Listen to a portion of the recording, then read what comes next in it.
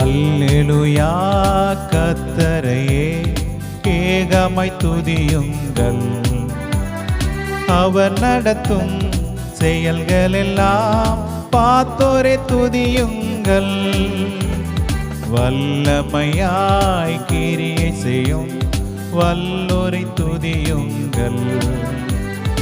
எல்லோரையும் ஏற்றுக்கொள்ளும் இயேசுவை துதியுங்கள். ராஜாதிராஜனாம் இயேசுராஜன் பூமியில் ஆட்சி செய்வார். அல்லேலூயா அல்லேலூயா தேவனை துதியுங்கள்.